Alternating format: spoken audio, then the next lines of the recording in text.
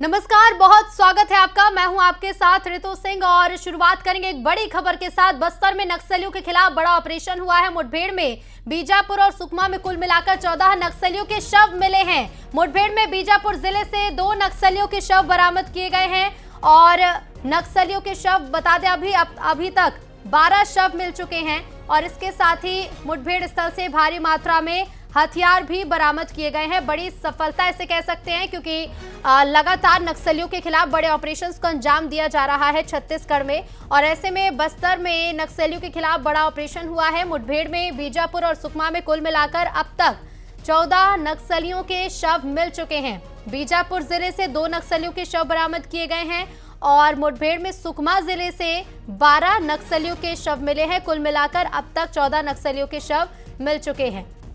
लाल आतंक पर बड़ा प्रहार और ऐसे में आज जो मुठभेड़ हुई है इसमें जवानों को बड़ी सफलता मिली है।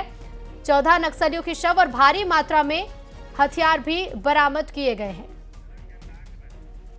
और संवाददाता रंजन दास जुड़ रहे हैं। रंजन, क्या जानकारी है?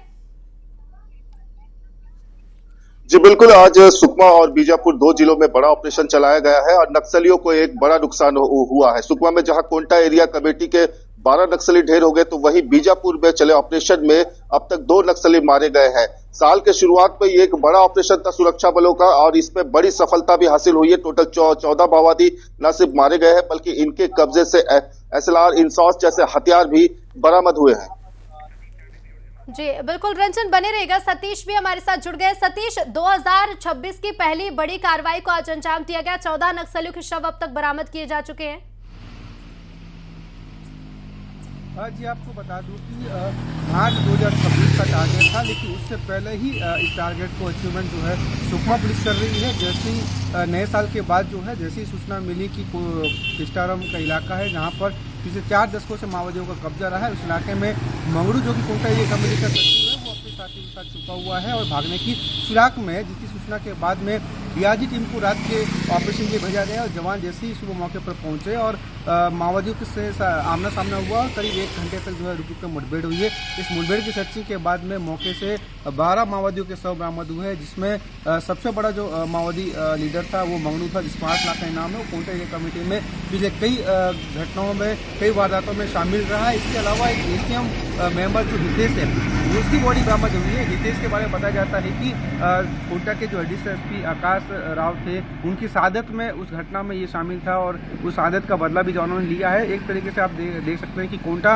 एरिया कमेटी जो पिछले 4 दशकों से उस इलाके में काम कर रही है उसका सफाया हो चुका है। लगभग जो है कोंटा इलाके से माओवाद जो है खत्म होने जा रहा है। जी बिल्कुल, एक बड़ा प्रहार है ये लाल आतंक पर और जिस तरह से डेडलाइन सेट की गई है कि मार्च 2026 तक पूरी तरह से नक्सलवाद खत्म हो जाएगा, या ना सिर्फ छत्तीसगढ़ से बल्कि पूरे देश भर से, उस कड़ी में एक ये बड़ी कार्रवाई को अंजाम दिया गया है। सतीश बने रहेगा। रंजन भी हमारे साथ लगातार बने हुए हैं। रंजन, न सिर्फ नक्सलियों को ढेर किया गया बल्कि बड़ी मात्रा में यहाँ पर हथियार भी मिले हैं।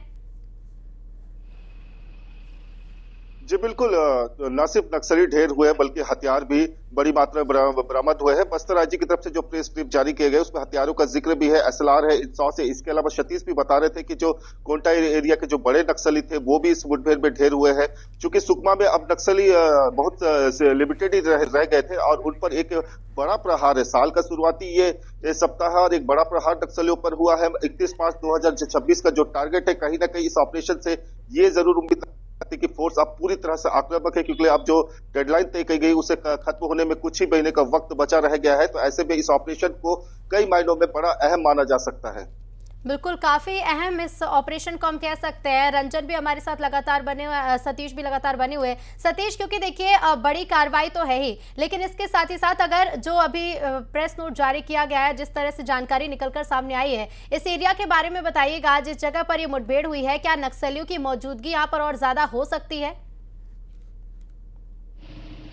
जी आपको बता दूं, जो एरिया किस्टारम थाना क्षेत्र का जो पामलूर इलाका है उस इलाके में माओवादियों की इकलौती बटालियन काम करती थी। जिस माओवादियों की बटालियन की कमान कभी हिड़मा के हाथ में थी, उस इलाके में हिड़मा समेत जो है बार से देवा के अलावा कई ऐसे माओवादी सक्रिय रहे हैं। पिछले 4 दशकों से उस इलाके में माओवादियों के कब्जा रहा है। घने पहाड़ी और घने जो जंगल, ऊंची पहाड़ी जो है माओवादियों का सेफ जोन जोन माना जाता था, क्योंकि ये सीमावर्ती इलाका है, तेलंगाना आंध्र प्रदेश की सीमा पर बसा हुआ इलाका है और माओवादियों के लिए बड़े आसान वाला जगह है कि अगर आप घटना सुकमा में करते हो, उसके अलावा जो है तत्काल जो है वो दूसरे प्रदेश तेलंगाना या आंध्र प्रदेश की शरण ले सकते हैं, तो काफी सेफ जोन माना जाता है। लेकिन फिलहाल जो है जोन सेफ जोन नहीं रहा माओवादियों के लिए। उस इलाके में जवानों की पहुंच लगातार बढ़ती जा रही है। आप देख सकते हैं कि पिछले 2 साल से, और खास करके जब से केंद्रीय मंत्री अमित शाह ने जो टारगेट दिया था मार्च 2026, उसके बाद जो है जवान लगातार उस इलाके में अपनी पहुंच बढ़ा रहे थे, अपनी पकड़ मजबूत कर रहे थे, उस इलाकों में नेटवर्क स्थापित कर रहे थे, उस इलाकों में सड़कें पहुंचाई जा रही थी, कैंप खोले जा रहे थे, ताकि इंफॉर्मेशन ज़्यादा से ज़्यादा जवानों के पास पहुंचे। और उसी का नतीजा है कि